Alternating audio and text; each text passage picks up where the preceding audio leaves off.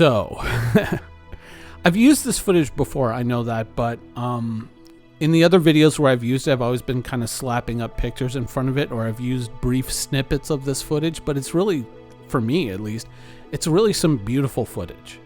And so I kind of wanted to use this footage in the background without, slapping images all over it, and just kind of let this footage really breathe, because I think this is probably some of the most beautiful footage I've ever collected of Star Citizen. And, this is kind of one of the reasons, at least for me alone, this is kind of one of the reasons why I'm still here and why I deal with a lot of these little frustrations, some not so little, that come up from time to time when you're playing Star Citizen, is because we kind of see where all of this is going and we want this thing to be real. I see people making comments or making videos talking about, oh, how is Star Citizen still making so much money? And, well, I think that it's footage like this, and certainly when you see how large this universe is supposed to be and to what level of detail. Sure, there are bigger gaming universes out there, EVE Online, Elite Dangerous, blah, blah, blah. But to this level of detail, not really. And that's kind of, I think, at least for me, I can't speak for everyone, but I would bet that there's probably a lot of people who are here precisely for these kinds of vistas and this kind of level of detail. And that's why a lot of us kind of put up with so many things. And that's, I think, kind of why Star Citizen just kind of keeps bringing in the money, is because this is kind of like the dream for a lot of people, right? But moving on. How did the Nautilus survive the anniversary sale? For me personally, I was listening to a lot of people in the org talking about, what ships that they were getting, and it was obvious that there was going to be more than a couple Perseuses in the org. But I found that the Nautilus was still something unique, something that wasn't, that was going to be something of kind of a rarity within the org. And I still have a lot of belief in that ship. I still am somebody who kind of favors ambush tactics and the idea of laying mines in an area where you could trap a ship where they're like, ooh, there's salvageable, ooh, there's mineable, ooh, there's tradable goods here. I got to get in there with my ship. And all of a sudden they find themselves in a minefield. That could be profitable for a pirate. And certainly with scanners and with sensors and with people getting that much more sophisticated, if you see a capital ship hanging around the area, you're probably going to turn tail and run. And quantum interdiction not exactly living up to what it should be in Star Citizen right now, and now having a ship design behind it before we've really figured out what the mechanics should be, which was kind of back-asswards by CIG. I feel that they should have made a module and tested it out before they built a ship.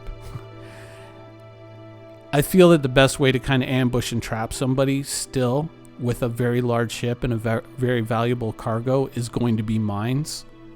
If they find themselves in a minefield, that's kind of the best way. So I'm still clinging on to the Nautilus. Do I think that the Nautilus is going to arrive before the Perseus? If the Perseus remains as popular as it is, I don't think so. I think they'll do the Perseus first because there's more owners out there, obviously. But, in the future, who knows? I may need a little drop-off point at some asteroid somewhere in space where I can hand things off to my alt account to be sold in a place where the minion soldier name or the minion soldier crime stat more likely is not welcome. And so having a little place in the universe where I can drop those goods off is probably a good idea, and then log on my alt and go in and pick them up. Probably a good idea if I kind of lay a minefield around that. And what really sealed the deal is some of the members of the org were back into playing Scum on the latest patch, and it kind of reminded me of playing that game. I took over a village to use it as my personal base, and I mapped out a safe path through the village, and then plastered the rest of the area with anti-personnel mines and booby traps. And so in order to kind of get in this village and survive, you basically had to know this kind of meandering path through the village, and it was the most inconvenient and meandering way through the village, and it was the only way that you could get through without, stepping on a mine or getting killed. And so I kind of figured that in Star Citizen, if we're able to place something on an asteroid, even just like a little landing pad and a little space to store cargo, that's probably what, personally, that would probably be a handy thing to have. It doesn't mean that I don't like the Perseus. It doesn't mean that I don't think the Perseus is going to be a good ship. And I've certainly kind of stated there's a lot of good things about that ship. And there's no deficiencies in that design that really scream out to me, do not buy, do not buy. But it came from a place of, there's obviously going to be plenty of them in the org, whereas the Nautilus is going to be something that's fairly unique. And that's also something that drove the purchase of the Retaliator, is because the Retaliator was going to be something fairly unique. There's certainly some mechanics involving cargo redistribution involving the Retaliator, and with the forthcoming handheld tractor beams that I'm very excited about, that I want to test out. And the Retaliator seems like it's the perfect vessel to visit somebody on a landing pad and see how much cargo their ship spawns when it accidentally explodes.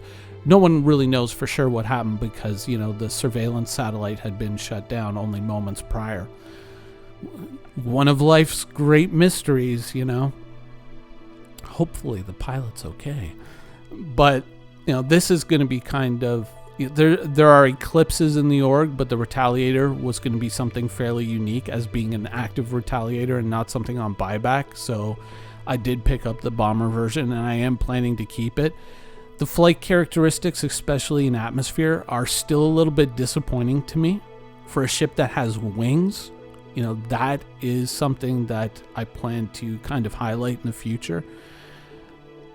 But I think we're going to have some interesting fun with this. And certainly as an anti-capital weapon, it's not just a one-shot kill. It's not just something that's going to flatten capital ships. So look out, here I come. But it is something that could give people a moment of pause.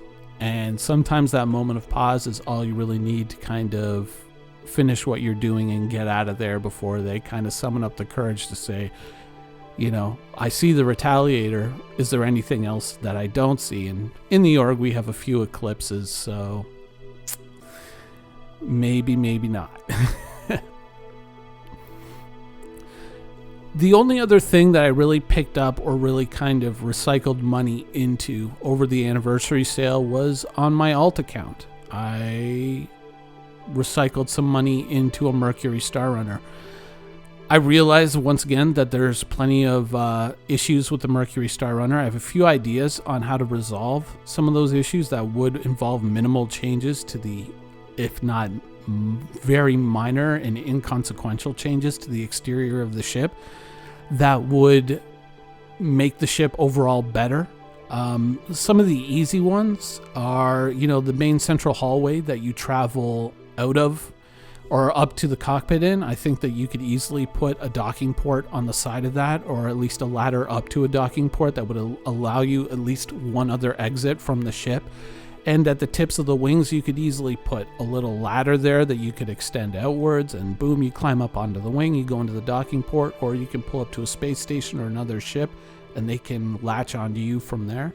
That's one quick solution. Get rid of the elevator in the back for the love of God and put in a staircase, please. You're not sacrificing any cargo space, but you're just making it a lot more convenient to get around the ship. And of course, most of the interior doors, I think that you should be able to go in and fix them to open and just say only close if there's, a decompression within the ship.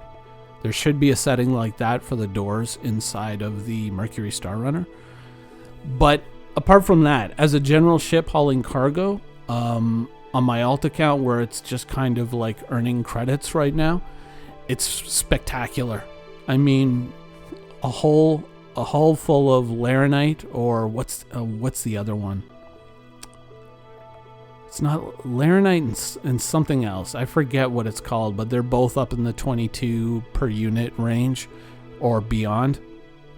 That stuff sells pretty decently, and it can haul more than enough of it that it's a pretty fun cash earner, and it's a lot more convenient to get around than the Caterpillar ever was. So, you know, props to that. That really is kind of what I walked away from the anniversary sale with, is the Retaliator, held on to the Nautilus, and a Mercury Star Runner for my alt, and all of that being really recycled money. So overall, I'm pretty pleased with what I walked away from the anniversary sale with. Hopefully when we get this new roadmap in the future, we get a little bit more transparency, because I'm still kind of looking at the ship production pipeline and what we've been shown so far. And I think that there was obviously a gap in that production pipeline, that now we have, you know, the Hercules Starlifter coming online. I have to kind of think that, you know, there's still some room in that production pipeline, unless they're doing a major revamp of all the ships in Squadron 42. So I'm wondering what exists there, and hopefully the roadmap is going to clear some of that up. Because, you know, I kind of felt that the Perseus was not going to be flight ready, and of course it isn't, but I had kind of hoped that, you know, fingers crossed, it would have been really, really cool if they had delivered that ship flight ready. That would have been pretty amazing.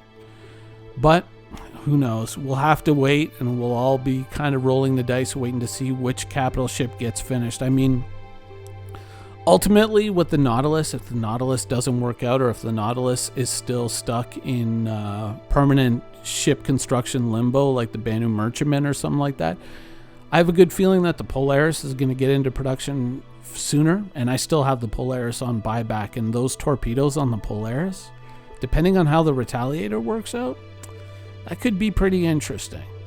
One interesting thing that I did kind of realize flying the Mercury Star Runner is, even with the size 5 torpedoes, the Mercury Star Runner can outrun them. And that's kind of a big bonus for the Mercury Star Runner in my eyes. Anyways, that is what I walked away from the anniversary sale with. That's my thoughts and feelings and reasons why. I hope you guys feel equally secure and pleased with whatever you walked away with, whether you just recycled money or if you bought something new. And hopefully in a little while, once we get those handheld tractor beams, we'll be able to test some interesting stuff with the Retaliator. Anyways, that's the video for today. I hope you guys enjoyed it, and thanks for watching.